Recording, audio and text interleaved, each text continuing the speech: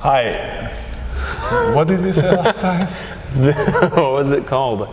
This is lunch. No. This is, did we have a name of the show? I don't think so. We didn't. We just said you are... Csaba Lucas, Coach Csaba Lucas, and... I'm Sifu Ryan Scott. And we're here to talk about shenanigans. Whatever, shenanigans, that's right. And we are going to eat while we're talking. Because, this is a good subject. Mm-hmm. Eating? Mm-hmm. No, not eating, but somewhat. People who work in the industry of health and wellness, the really good ones, in my opinion, are busy doing the things they do, and they don't have time to record stuff. And then there are If they just recorded lunch, they'd have plenty of stuff. That's the thing that, I keep trying to find ways to get going on social media, but I am just so busy with what I do. And I remember there was this guy who was a very nice guy who I knew, who was a health coach and had a very difficult time getting going with his business. It wasn't working, so he put all his focus on social media, and now he has like 100 and something thousand followers. So that happens to us. That's pretty good. Yeah, but it's very good. But people listen to him as opposed to some of these masters who I know who really not present on social media. They have like 2,000 followers or something. And then if someone trying to look for answers when it comes to health, what they do is they look at who has more followers. With the most followers. Right.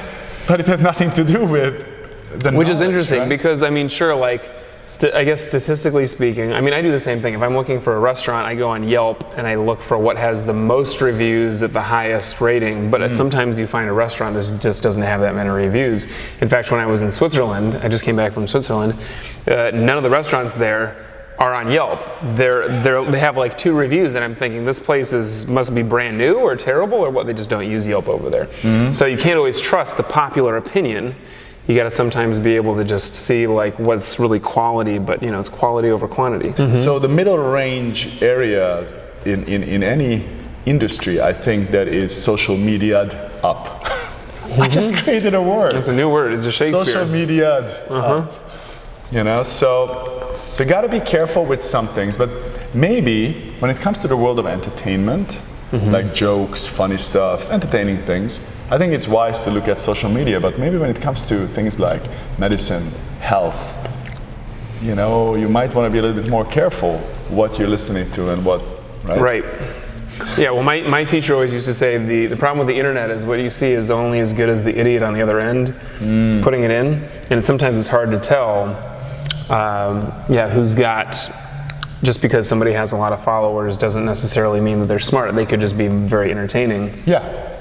Which has its value. It would be nice to be both smart and entertaining, but some of us only have one or the other. So it's a tricky world. I hope for one. That's right. If you get one, if you have neither, then you're really in trouble. Nobody's going to watch your stuff. Yeah.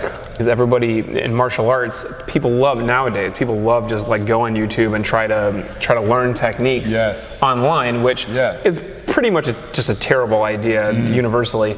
You can get some ideas of what to do, but unless you have like a real solid background, it's just going to confuse you, or you're not going to get the details or whatever.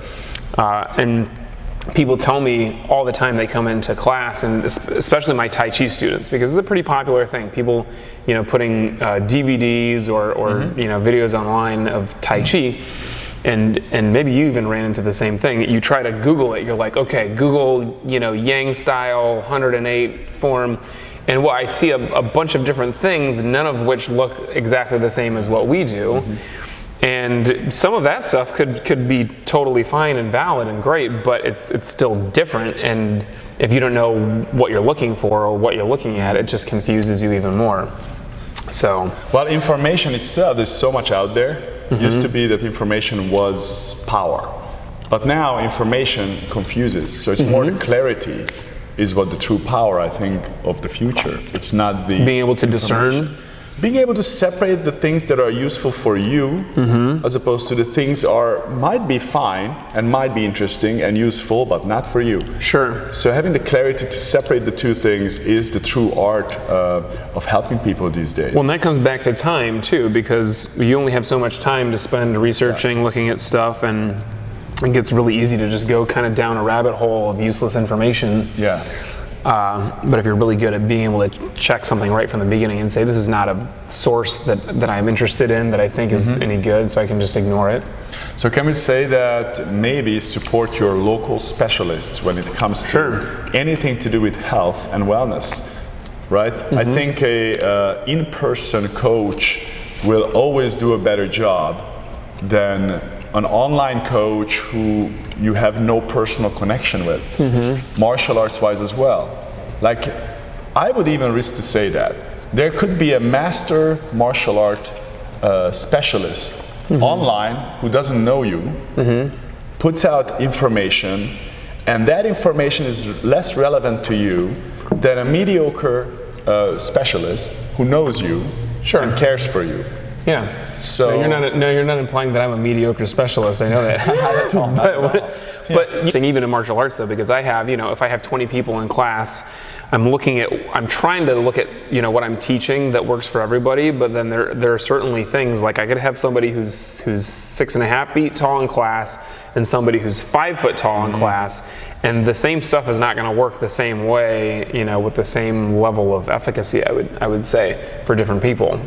So there are still variations you have to look at even if you're teaching like a group of people. Well, have we talked about intermittent fasting before? Intermittent fasting, do you want to talk about that now, or you want to talk about it some other time? We can talk about intermittent fasting because that's also very good if you're the right person for it. Yeah, that's what I want to know. Right? Am I the right person for it? Should I be intermittent fasting? You would be fantastic. You're the perfect candidate for that because you're active.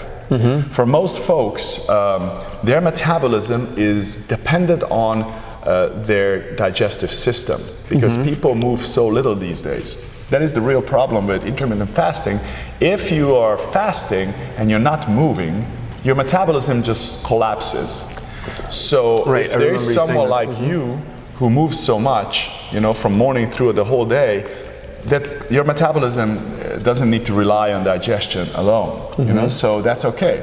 So I always recommend to people, if you're really interested about intermittent fasting, when you're fasting, you need to make sure you're active. That doesn't mean you need to kick ass. It means that you just need to move. You can't sit at your desk all day and work on your computer and fast at the same time because your metabolism is going to collapse and you're going to get exactly the opposite effect you're looking for. You mean your metabolism in this moment, or you mean in general your metabolism is going to get worse over time? It's right now it's going to collapse if you don't move and you don't eat, and you have, let's say, an average metabolism. It's really going to slow down. Right?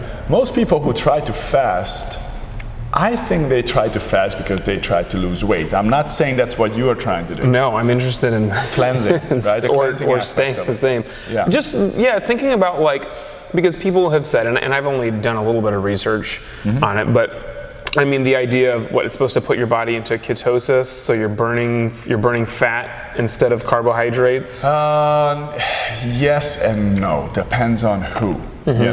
So someone who hasn't been exposed to carbohydrate for a pretty long period of time, they will get into ketosis, which is not necessarily something you necessarily want for a pretty long period of time. Certain seasons you might be okay doing that with yourself if you're a very healthy person. Now if you just do a simple cleansing, you have no food intake for 16 hours and you keep moving, what it will do to your stomach is gets rid of some stuff that's been sitting there and your body just haven't really had time to get rid of it and go through it and digest it. I'm interested in that too. Yes, it's a nice little cleansing. But as I said, you need to make sure that your metabolism as a side effect doesn't collapse because it can. And when that happens, it brings a whole bunch of other issues with it, which you don't want to deal with. Well, it's interesting because fasting is a part of lots of traditions and cultures and religions going back from time to time. And it's like, I remember somebody who I knew who was following, I think it was like the Hindu calendar, and it would be, I think Ekadasi is a, you're not completely fasting, but you're fasting from, certain foods on this day, and you do this a couple times a year and you don't do that. So that's supposed to, this is like from a religious standpoint, and I'm sure there are many other examples that I just don't know about. But it's like that, I don't think that intermittent fasting is something that I've heard of as being a part of different traditions, but maybe it is. But for sure, the idea of, you know, once a month or once every couple of months you fast, or at least once a year. What's Ramadan is if you fast throughout the entire day.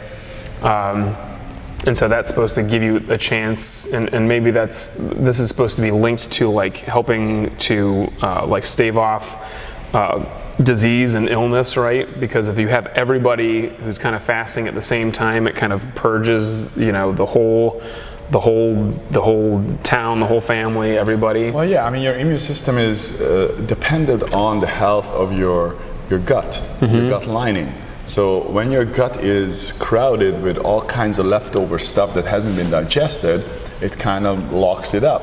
Your immune system is greatly dependent on the health of your gut. So it makes sense that, you know, periodic fasting will have a positive effect. Now, I don't think fasting originally was something that a caveman thought about. You know what? I'm just going to be fasting right now. I got to cleanse. I don't think so. It was circumstantial. The caveman was not interested in losing weight. No, it was circumstantial. There were sometimes food shortage. So this is how we evolved: is periods of boom and bust, seasonal, and. If you look at, for example, the Samoan Islands.